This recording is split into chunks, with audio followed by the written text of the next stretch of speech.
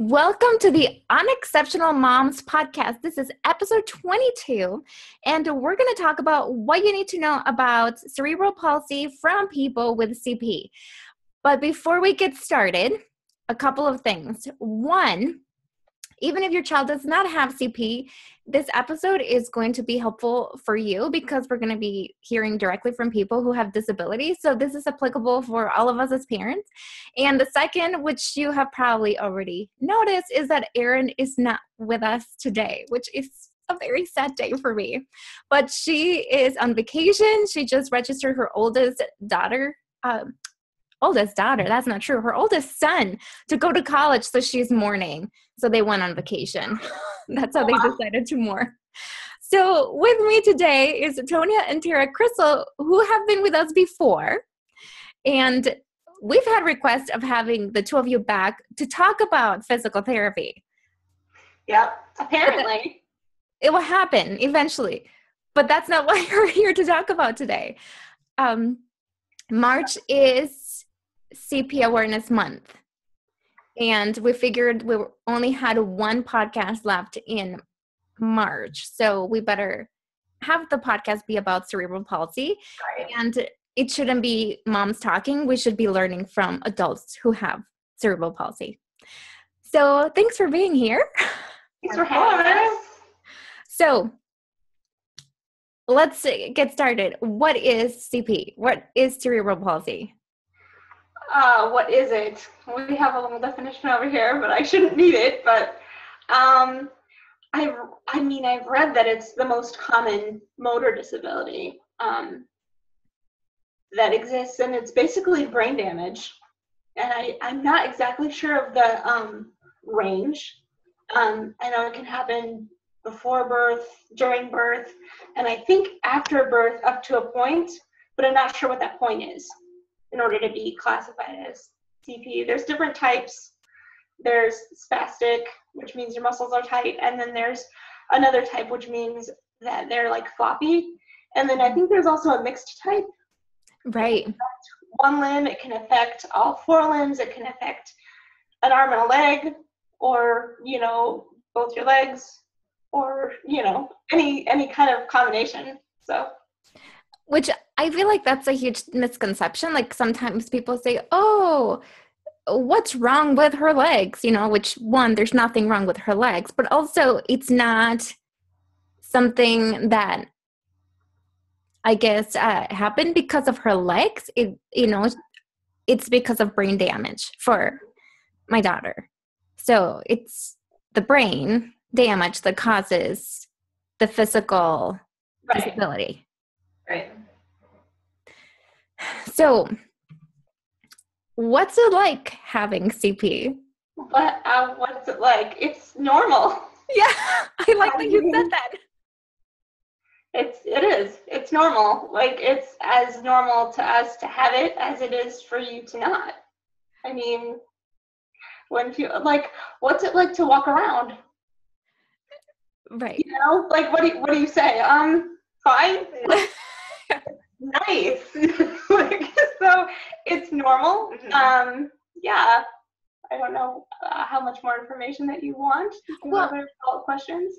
I really kind of like that you said that because I know for me as a parent, and the two of you know because you're two of my closest friends and we talk about this all the time, but I think what I really struggled a lot as a parent was trying to get my daughter to be as close to an able-bodied person as she possibly could be.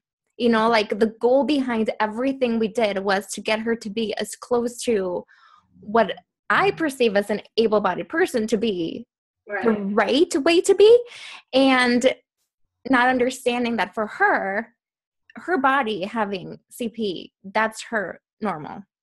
Right. That's what she knows. That's how her body functions. So even for me trying to explain to her or to push her to do something that for her doesn't feel natural, that's when we get into the how much do I push her as the mom, to work on stretching and the things that her body does need to do, and how much do as a mom I just have to respect and understand that she has a disability and it's okay. There's nothing wrong with that. It's just different. Mm-hmm. This is her body. This is how it works. Mm-hmm. You know? And I think with that, you have to just think about your phrasing more than, anything else, as far as instead of saying something like, this will make you walk better, like you would say something like, this will make you, have less pain or make you move easier, for example. It's about phrasing things differently than maybe you would be thinking of that, like it's not your first instinct kind of a thing. So yeah, you have to put just a little bit more thought into it, make it a little bit more positive, maybe. I mean, and I don't even think it's necessarily like to put a positive spin on it, but it's like, I mean, we have a friend who also has CP, and she has shared the story on her blog about she remembers being in therapy and being really, really young, at 4, 5, 6 years old, and asking the therapist, why do I have to do this? And the therapist told her, because you can't run. And so the emphasis was on, this is what you can't do, this is why you're here. And, little tiny kindergarten age, friend of ours was like, oh. And so then she went home and she was trying to her dad's like, what are you doing? And she's like, I'm running. I'm trying to run to that's why I'm in therapy. So that's what I'm doing. So yeah, it doesn't, you know what I mean? It gives this unattainable ideal to, us and to these kids that our body works a certain way, and it's not necessarily the way that non-disabled people bodies work. So yeah. And I think honestly, as a parent, that's really hard, because I know the first thing that I think is not, oh, this is going to help you not walk with pain, or this is going to help you to have better balance so you don't fall. This is, my first instinct is to say, this is, like you said, is going to help you walk better. Well, better for who? right. And that's better for me, I guess, or what? Better for better the what? society. When you go out and people are watching you, then they'll watch you and they'll be like, okay. Then they don't comment, and they Mm-hmm. yeah. So it really is. It's for the comfort of other people, which how can it be phrased so it's so it makes us comfortable, so it makes your daughter comfortable, in her own body, and to be willing to okay, well, this will help me, so maybe I want to do it, or maybe I don't mind as much. Nobody really wants to stretch. Right. I mean, especially if your muscles are extra tight, you just don't want to. It doesn't feel good. But maybe be less resistant to doing it if you know that there is benefits. Right. It makes me wonder, and you two can speak more into that, how often kids with disabilities grow up where the majority of their messages that they hear is that they would be better if they were different. We already are different, but yeah, I understand what you're saying. Yeah, well, that you would be different, that your life would be better if you were not disabled. Yes. Is that what you were trying to say? Yes, that's what I mean. I wonder how often kids grow up feeling like their life would be better. Maybe they would be more accepted, more loved if they were not disabled. I mean, from my experience, it's all the time, and it's not necessarily, nobody has to even say anything, because we exist in a world where most of our peers and teachers and everybody is non-disabled. So it's then you're the only one, and then you're just feeling I think you had mentioned to talk about some of the challenges, and that is a huge challenge. It's not necessarily, I mean, there are challenges that come with having CP, let's be honest, but the biggest one is feeling singled out and not feeling like you fit. Mm-hmm. If there was a way to be with your non-disabled peers and feel like you fit in and feel okay, yeah, and then everybody's included and everybody can play together, or here's a way for you to be involved in gym class that doesn't mean you're sitting off to the side keeping score. Yeah.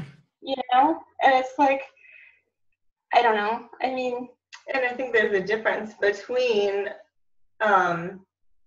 what you were saying about trying to fit in, I think that there's a difference between that and trying to, what am I trying to say? Not sure. Our telepathy's not working. Shoot, the twin telepathy is broken. Anyway. It's going to come back to you. And you can interrupt us and say what you were thinking. I'll be like, that thing from like 5 minutes ago. Uh-huh. Yeah. That's that, yeah. So from my perspective as a mom, I don't want my daughter to grow up feeling that there is something wrong with her because she has a disability. Right. What can parents do to help their kids with CP and really any kids with disabilities to help them, celebrate them for who they are, including their disability? Mm-hmm. Go ahead. Okay. I was like, okay. Just what I was saying earlier, that CP is normal. Like most kids were born with it, or we get it so early in life that it's the only thing we know. It's normal. It's not a tragedy. I understand that for a lot of parents, like, you guys probably have the harder, end of the deal with that, with like where a parent would remember, that trauma of, CP is also pretty common in preemies, and we were premature. And so like that comes with its own, babies are supposed to, like develop for a certain amount of time, like in utero. And when you don't do that, then it's like, there's this big fight for like, let's keep this tiny little thing alive long enough to like get a chance to, thrive and be okay. And like, so there's a huge amount of trauma that comes with that. And like, we understand as much as we can, but then we don't, like, because we can't really understand it from that perspective, but the existence of the disability is normal to us. And it's not necessarily like anything that you have to be like, oh my gosh, I feel so bad for, my toddler. Your toddler probably doesn't feel bad for themselves. They're probably just trying to figure out, how can I get that toy? And, Yes. I think something that I learned from the two of you at first was that your CP is part of your identity. It's part of who you are. You cannot separate yourself from your CP. It doesn't define you, but it is part of your identity. And I think for me as a parent, that was hard to wrap my mind around because, I would have been someone to say, oh, you can take CP away from my child and she's still going to be the same person. And I had to understand that it is part of who she is. And I think I know enough adults with CP or with disabilities that they feel very much the same way as the two of you described it. Like, it is part of my identity and I don't want to be rid of my disability. Right.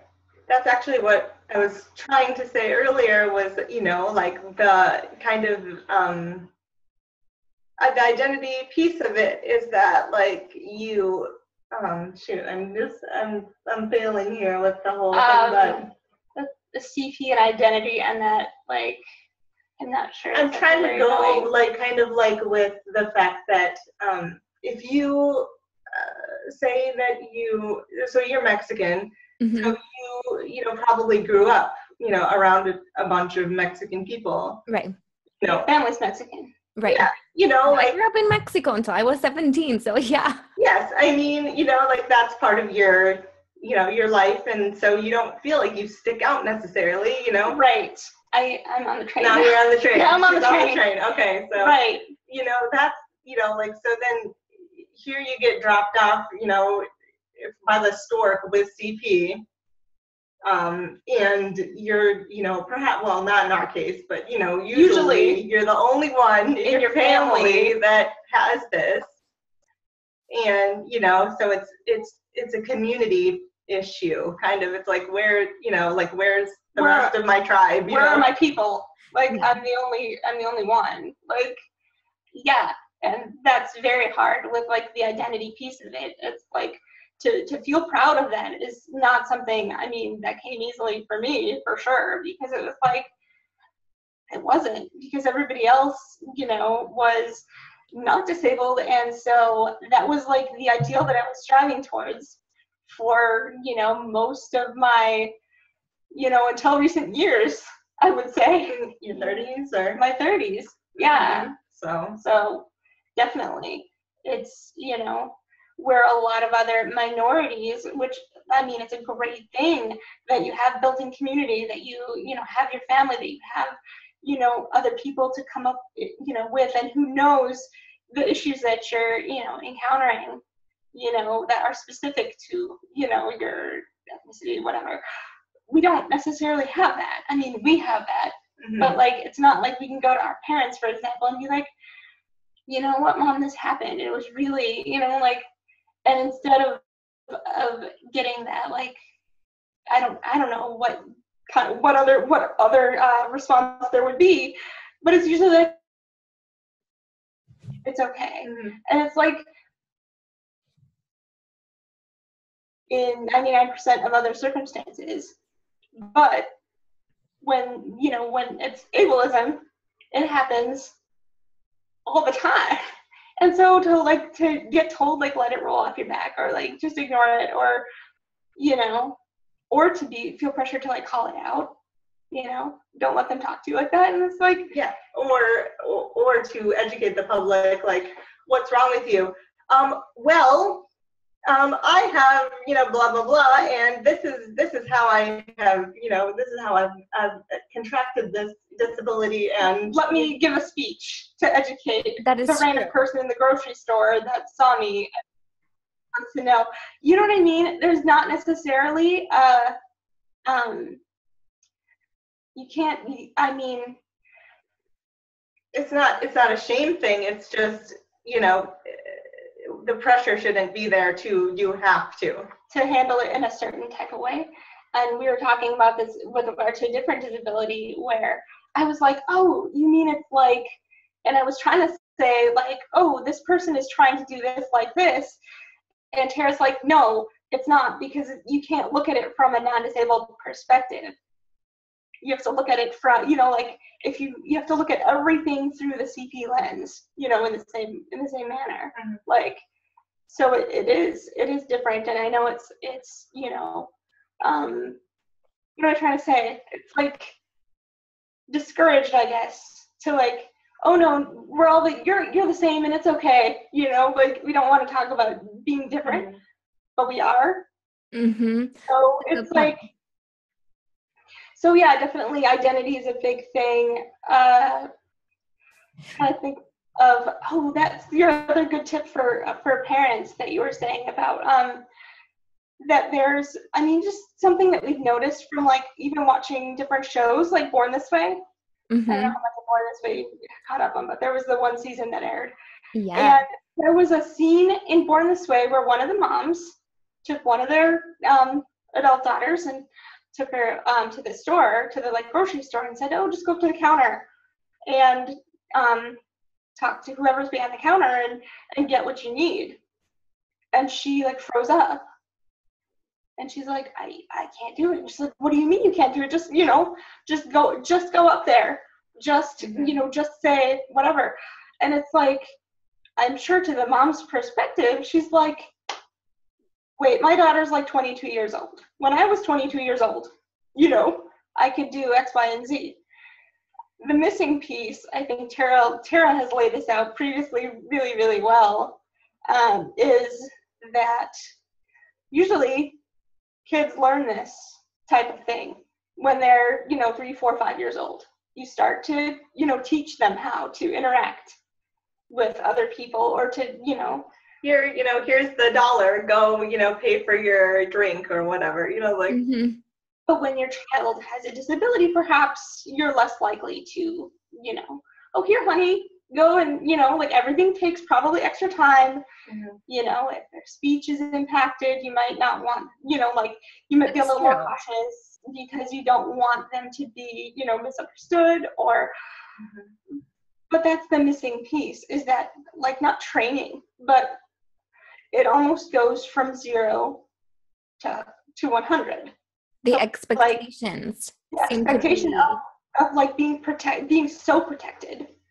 Let me do this for you. Let me. Well, this will take you much longer than it'll take me, so let me just do it for you. Let me do this for you, Which and is I'll go true. faster. I mean, I'm guilty of that. Which is Yeah, true. I mean, it happens. But, you know, then the other part of it is that, you know, then your kid turns 18. Yeah. Or 20 or 25, and eventually, perhaps, they're going to live on their own, or they're going to live without you in an assisted, you know, whatever situation. Circumstance that they live. Regardless, you know, they're going to need some life skills. And, you know, if you've been in the, you know, not you, but, you know, parents in the wider sense. Yeah. People have been, you know, just let me do this for you. And then now you're, you know, 25 years old and like, well, I don't even know how to do laundry, or and like I don't, you know, and then all you hear is just do it. Mm-hmm. Just do it. It's really easy. Just, you know, oh, just do this. Come on, you've seen me do it, or you know, whatever. Oh yeah, you've seen me do it, but you know, this is, you know, somebody who has CP or somebody who has another disability. Maybe I'm not going to do it the same way you do it. And that's important as well, is that, you know, like, if I'm going to, you know, okay, so if Tony's going to the store, Tony's in a wheelchair, maybe little, you know, 7-year-old Tonya who goes to the store in a wheelchair, maybe she would have liked to have somebody, you know, an adult in a wheelchair to go with, to see like, okay, well, if I carry this on my lap, and this is how I could do this, and then if I keep my money like in the fanny pack, you know, like, right. Or, you know, like these little tips and tricks and stuff that maybe, You know, you bring up a really good point, because when we go to Costco, I'm usually with Nina, and Nina's my daughter with cerebral palsy. So she likes to have her, you know, her chair, and she's independent. I don't push her unless she asks me to. And we were at Costco one time, and there was an adult woman in a chair, and we saw her grab onto the side of the cart while her husband was pushing it when she didn't want to roll on her own.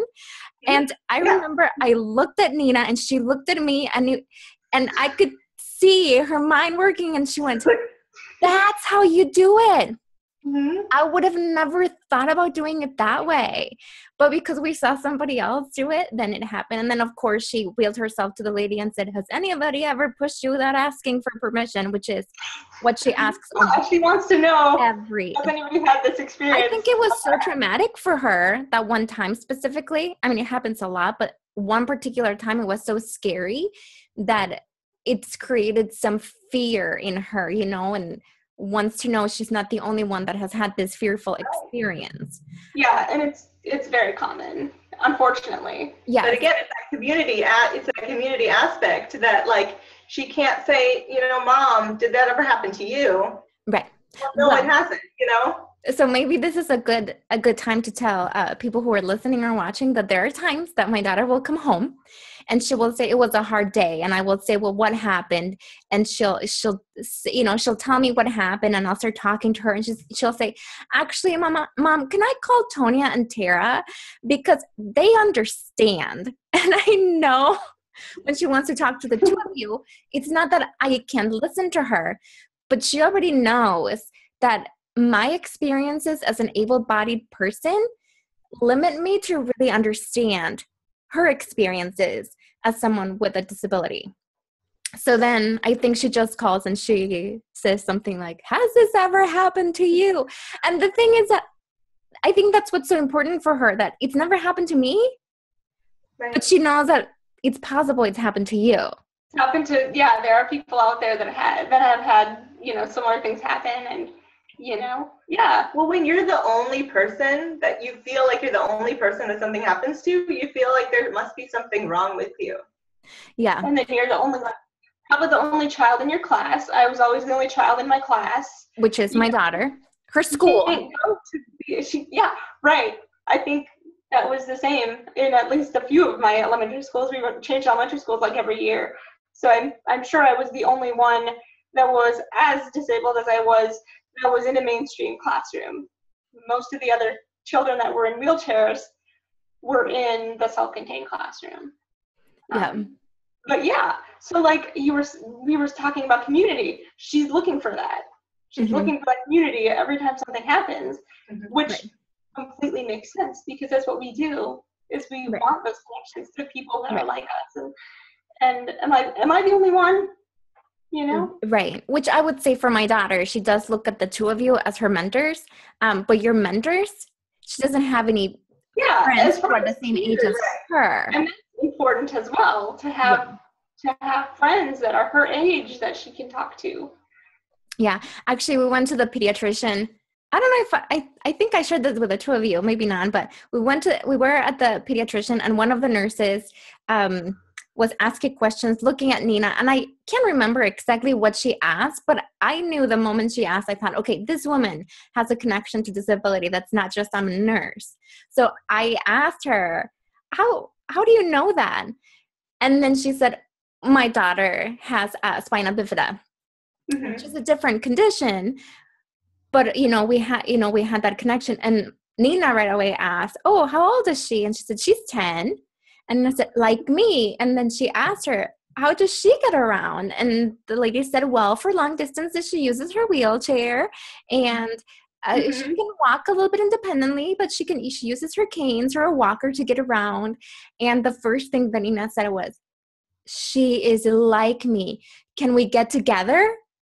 And she didn't know this girl, but she thought this lady is describing someone who sounds to be a lot like me. So I would like to around a lot similar to her, and yeah, absolutely.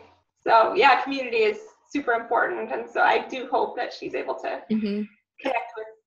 Which I want to say, because you did bring up the similarity to maybe when you're from a different country or a different race. And, my husband is American, and he only speaks English, and my children only speak English. So we were at a restaurant yesterday, and I heard from behind me Spanish.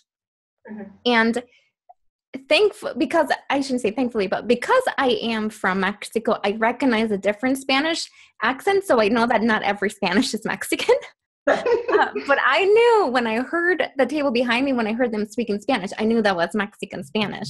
So before we left, I turned around and I said, "Son Mexicanos?" And they were like, "Yeah." So then we talked about where in Mexico we're from.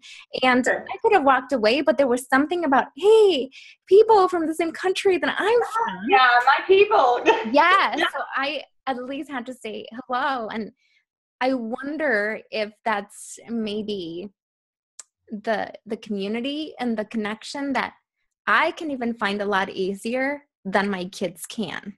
Yeah. There, and like there's a lot of isolation as well when, like whether it's intentional or not, and probably it's not. Like these days it's very much more, we want to include everybody and like make sure everybody's like connected, but no matter what, there's always going to be moments where like you as the kid with a disability, you feel like everybody else come up here, and Tony, you're off to the side over here because that's the only place we can put you with your walker, and so you feel that, or you feel like the walker is an actual like physical barrier to yourself sometimes, depending on the way it's, like everybody's standing side by side and here you are. But yeah, there's the physical side of it, and then there's actually the social side of it where it's like you don't see anybody else like you. And then I keep saying the same thing over and over, but like physically, not everybody's house is accessible. Probably nobody's is. So then even if you make a friend at school, who's to say that you can get in their house? That's true. You know what I mean? That's true. So you can't, even if you do make this rare friend that's going to be like, oh yeah, like we have a lot in common and come over to my house. It's like, yeah, maybe I can, or maybe we have to, do something different. So I think as parents, I would say that most families who have kids with disabilities, we would agree that one of the biggest challenges is isolation. But I think right now, as you're saying that, it's the first time that I recognized if I feel isolated, how much more are my kids probably feeling isolated? They probably, I mean, they probably do feel it, and it's probably quite normal. Right. But then at the same time, you do notice it, Right. and you know, especially, at school every day, and then you're around all the other kids, and like at recess, everybody can go play on the playground, and like maybe, I never could go everywhere on the playground because, Yeah. they are not accessible. Like, Oh, yeah. them, at least when I was in school, they're It's not. still all very similar in a lot of places. Unfortunately, the whole playground is not built on blacktop, which would have been ideal for me, but it wasn't the case. So Right. I couldn't, it wasn't really, it was like, oh, yay, everybody gets to go out and have recess. And I was like, yay. Like, it wasn't really fun for me because it was a lot more work to like. Oh, yes, Nina would agree with you. I couldn't actually, When you use a walker and the playground is on the little stones, pebble stones. Yeah, the stones or like mulch or anything that's like, you can't get it in there. Mm-hmm. And so then like, that's where everybody else is and you can't go to them. Mm-hmm. Yeah. Speaking of social isolation, that's your, that's how kids, like that's your time to do that.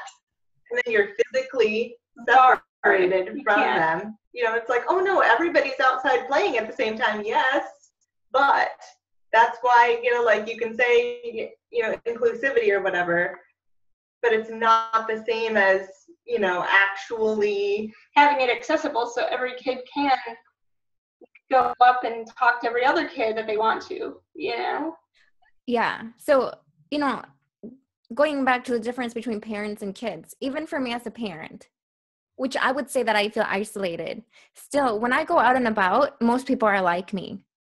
In a in the non-disabled body, they're, I'm going to find other women who are married and have kids. There's a lot of other commonalities where for my kids, even when we're out and about, they might still feel that isolation. And when they do see somebody like them, it's like, yeah, it's Christmas Day. Oh my gosh, there's one. Yes, which I have a friend with a niece who actually also has spina bifida. And the first time that her and my daughter met, they were talking and they were talking so fast, and then hearing them, do you wear braces? I wear braces too. Look at mine. And they're like, showing each other their braces.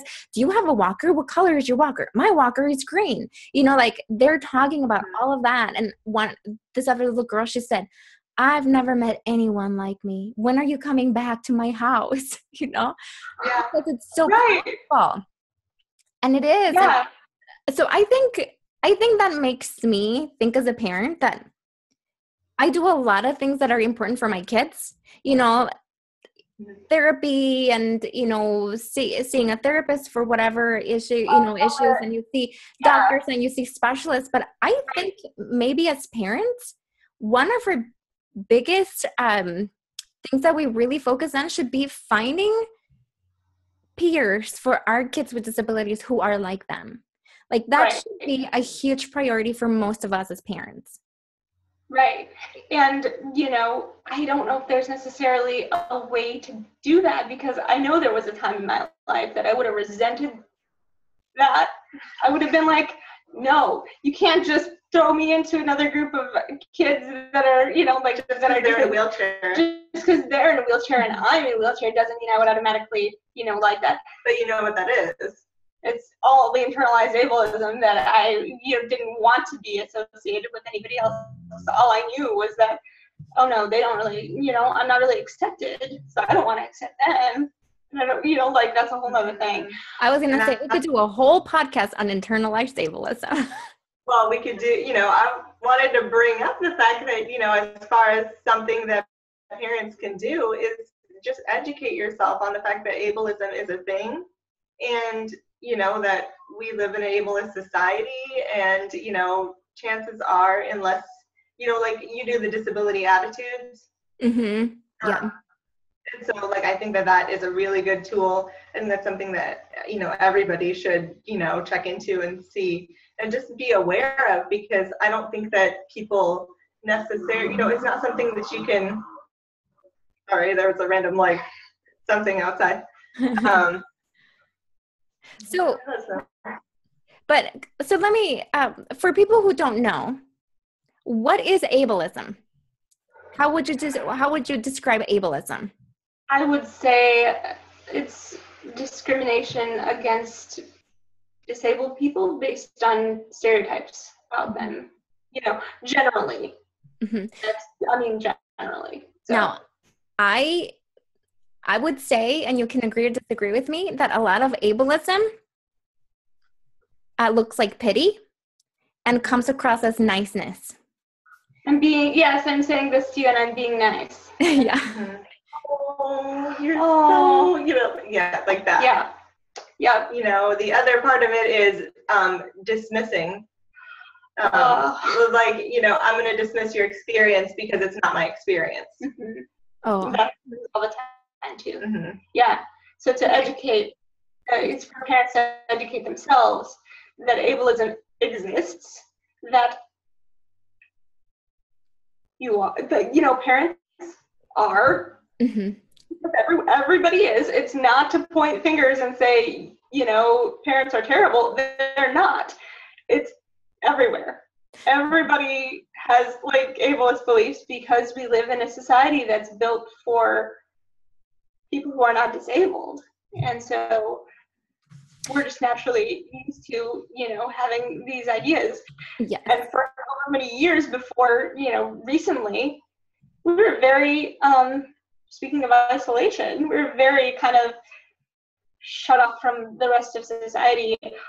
Our grandmother, she's told a story within the last few years about how she and a friend were out to eat, and they saw a young man, or he was an adult, but he was a young man, and he had a disability. And her friend who she was with, also an elderly person, told her, turn around so that we can turn around and look. And, they were out to eat. And so this person just wanted to eat a meal. And that's what I told her. I was like, and she's like, and, they really turn around. Mm-hmm. But she's like, they said turn around, but I didn't turn around because she's like, she felt uncomfortable. But her friend was, and they're of the same generation where, but she said it's because we never, they never, even less than now, they grew up and they didn't see anybody ever. Right. They were in institutions. And so to see somebody out in society and to, see them eating a meal. Doing life, yeah. Eat.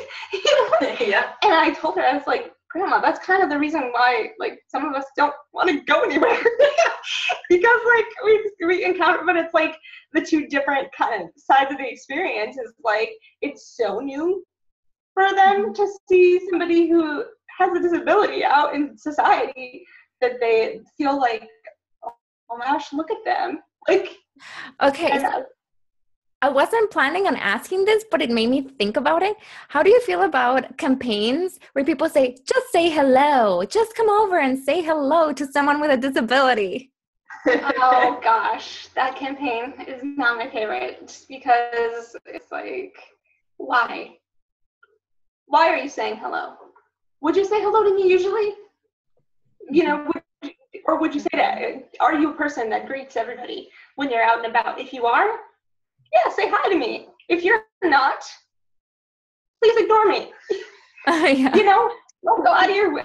This is my opinion, and it's not everybody's opinion. But if you're not the person that would generally say hi to me, don't go out of your way to say hi, because it's It's pity hi. It's a pity hi. It's, oh my gosh. I'm trying to, for me, it's that's the main difference between us. Is I use a wheelchair and Tara, she walks independently.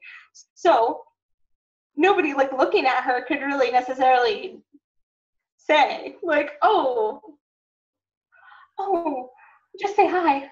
Okay. I'm like, nobody would necessarily do that. I mean, there's definitely another set of challenges that are, for people with invisible disabilities as well. But like, yeah, it's just another excuse. I mean, to me, it just kind of reeks of ableism. Right. Well, I think sometimes I'm an able-bodied person and I'm doing something really nice for you and I get to say it's about you, but really it made me feel good. Right. And we've been doing a lot of writing about disability related to like different like TV show that's on right now. And something that Tara said was a lot of our existence as disabled people is tied into how we make you feel as non-disabled people. Mm-hmm. And I had never really heard it articulated.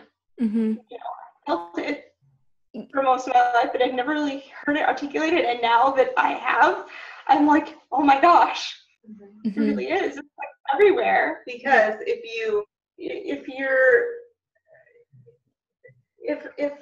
I come up to Tonya and she's crying and sad, well, of course she's crying and sad. She's in a wheelchair. It's really, really tragic that she's, so then it would make sense for me to comfort her and whatever. If she is super angry because, of something that has happened, that's not as palatable for people because that doesn't make you feel you can't, comfortably, like placate the person. Right. If the disabled person is feeling sad, then you, not you, but in general, can say, oh, yeah, I know, I'm sure it would be really sad to be in your position. And you feel really good about the fact that you maybe, like, helped me out. You maybe made me feel a little bit better. And you also just, said to yourself that, like, it's a good thing that I'm not disabled. Thank God it's not me. Yeah. But yeah, our anger is not something that people take well to. And it's not really seen as valid. It's not really seen as legitimate. I think I just said the same thing in two different words. But like, it's not something. It's like, oh no, like if we get mad, then it's like it's almost like it's a non-issue, or like it's not that big a deal. Yeah, it's not that big a deal, or because it's like it doesn't make you comfortable. It doesn't make. It's not anything that anybody else can say. Oh yes, I agree with you because I've had that same experience. I did a really good job. I did a really good thing, and I comforted this person. Well, if I'm really mad and I'm yelling at you, then that doesn't feel good. No, you know what I mean? Right. Like, our anger is So legitimate. I want to tie this back to something that Tara said because she used the word, dismiss, that we often dismiss. And I want to even tie it back to ableism starting at home because in some of your, actually, as you do your recaps for shows and stuff like that, and we've talked about, because you've asked me, as a parent, would you say this or would you not say this? And I think I came to recognize, specific to my daughter who has cerebral palsy, that I do dismiss her a lot. When she says, I can't do this, this is really hard. I say, oh, yes, you can. Yes, you can. I've seen you do it before, so yes, you can. And that's the overcoming disability narrative. Yes, it's the overcoming disability. But I have now heard from not just the two of you, but other friends who have cerebral palsy that sometimes your body is so exhausted, you really feel like you can't. And when people are telling you, oh, yes, you can, it's one more person dismissing you. So, I mean, as parents, I think we do walk a very tricky, there's a line because, yes, sometimes I do have to push you, like to do homework, like you have to do your homework. So whatever you say, you need to practice something. But I do think, and I had to recognize that often I dismiss what my daughter is saying. So if she comes and she says, I just can't do it well right now because my head hurts. And I'll say, no, you don't have a headache. Don't say that. How do I know? I'm not her. But unfortunately, and I say unfortunately as a parent, if I dismiss her, why would she expect something different from someone who she doesn't know, or someone who is not her parent?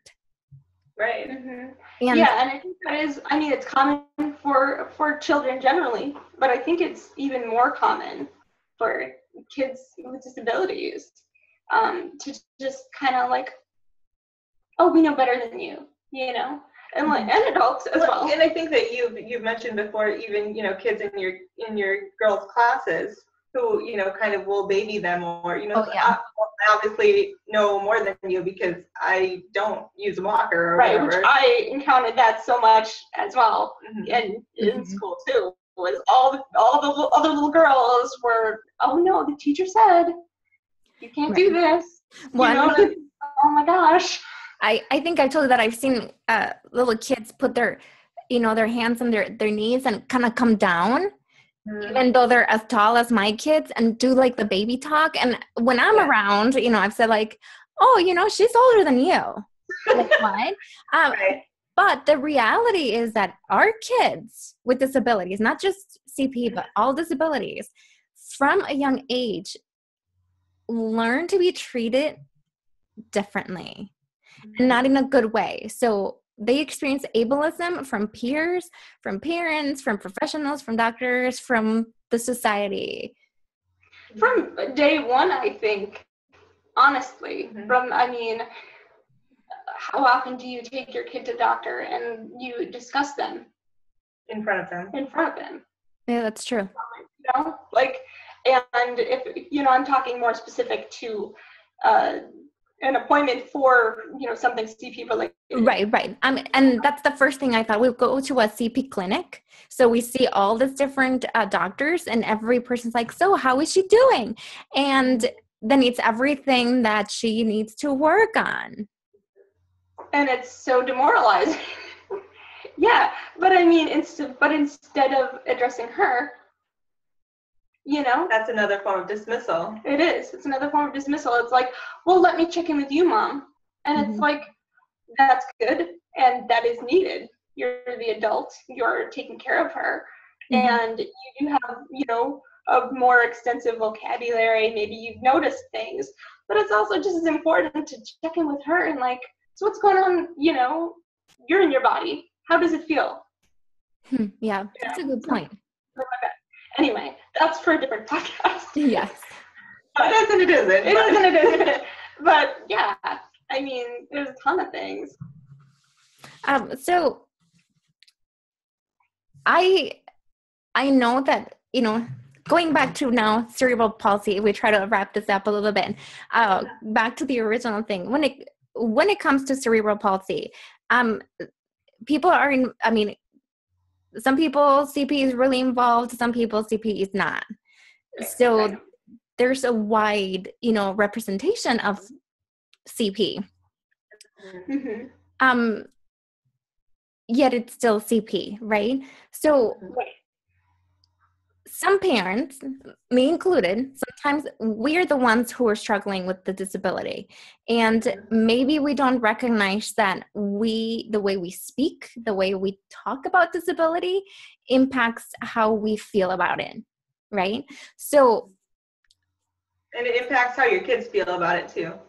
Right, yes, they're gonna take that. So as an adult with CP, what would you say? So picture Nina. You said lots of things to Nina, but what would be your encouragement to maybe a younger kid who has CP?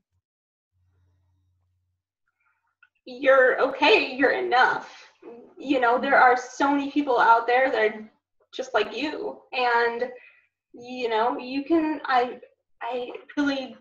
I don't despise. That's too strong of a word, but I dislike the notion that you can do anything you want.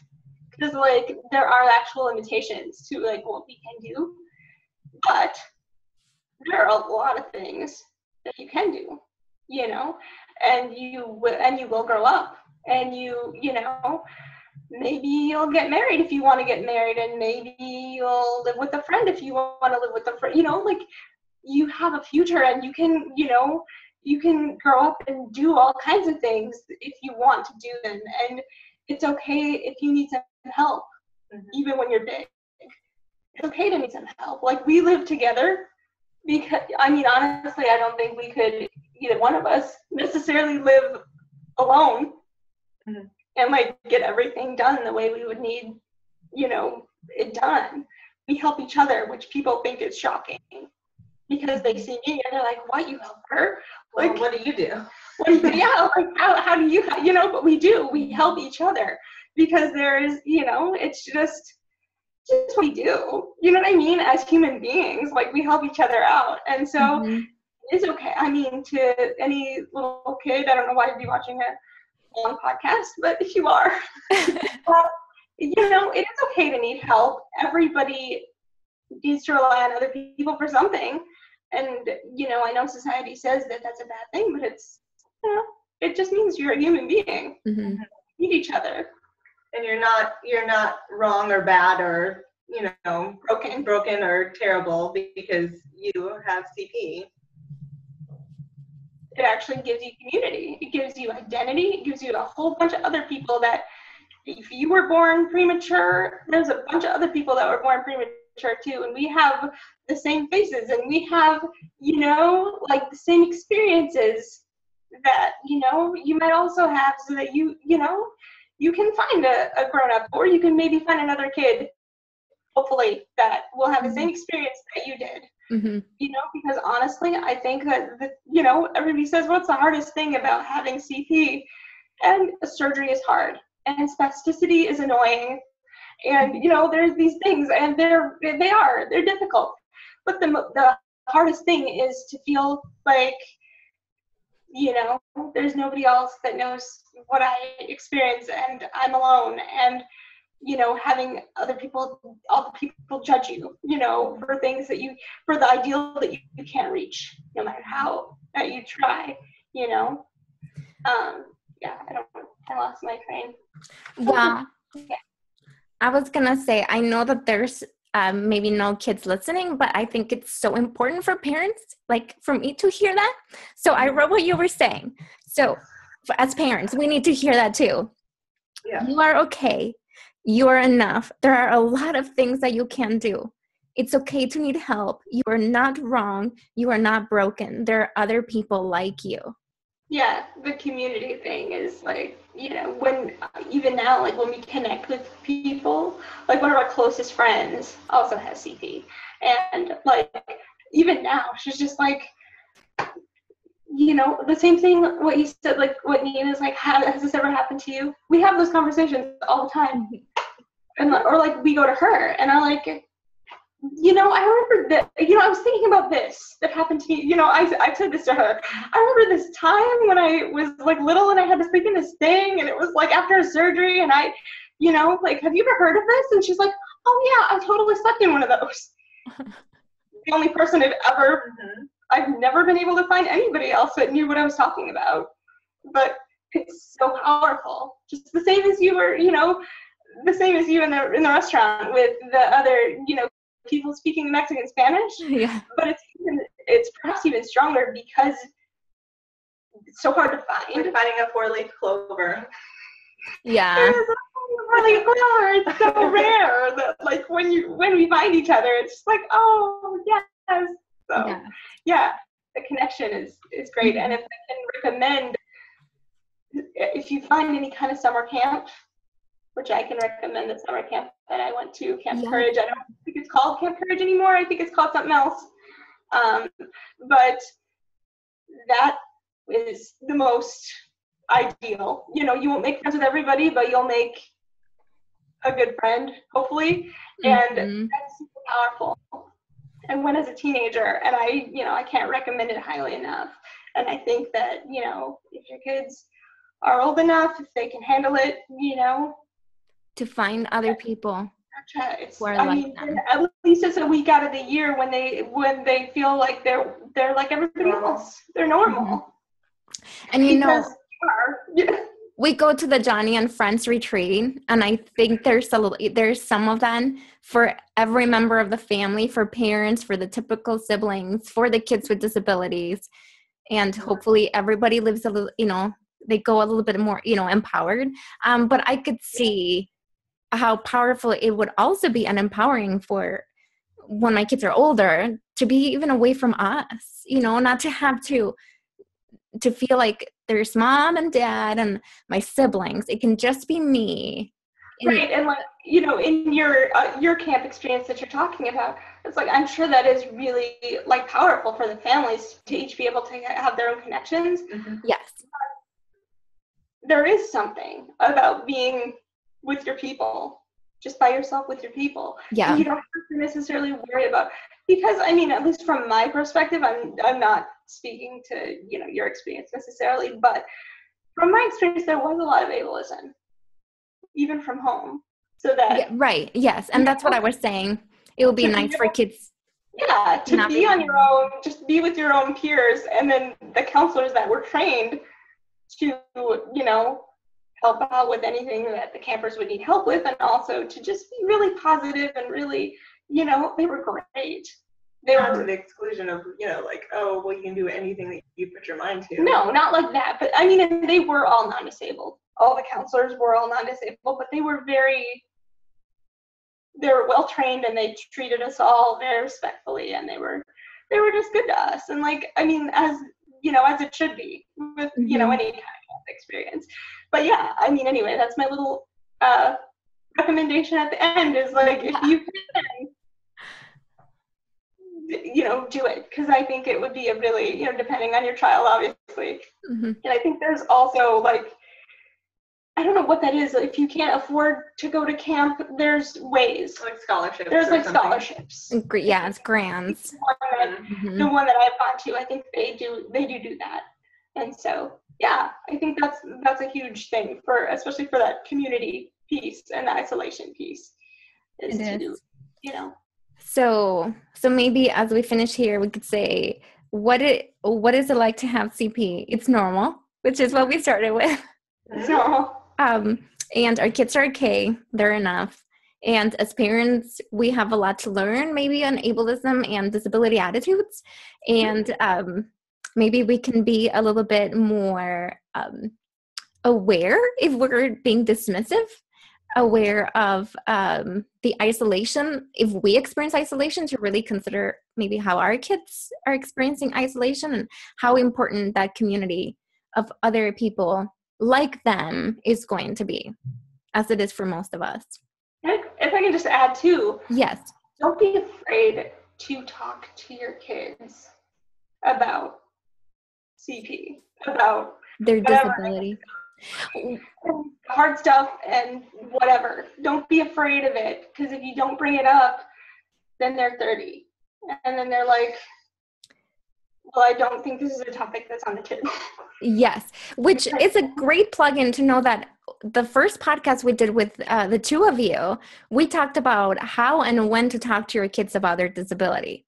Mm-hmm. So that is an episode that people can go and listen to again, because that's the episode that people requested that you come back to do the episode on therapy, but first CP, then we'll therapy. Exactly, then the world. Another time. Oh man. So any other last thoughts before we wrap up? No, just thank you for thinking of us. Yeah, thank you for having us back. Yes, thanks for joining me. And I was going to say there's no freebie this time around for the episode. So, but if you're listening and you don't have the Special Needs Parent Survival Guide, you can get that on the website. And to get to this episode, ellenstumble.com/episode 22. That's the number 22. And I have to tell people to leave us a review, because I have to do that every time when we're here. And Erin is not here to laugh at me and say, will you ever stop? One thing, I am trying to get the podcast on Stitcher, because I just found out that I should. So it's not just going to be on iTunes. I'm going to get it on Stitcher, and I hope that makes a lot of people happy. And I think that's it for today. So thanks everybody for joining us. And thank you, Tony and Tara. Thank you.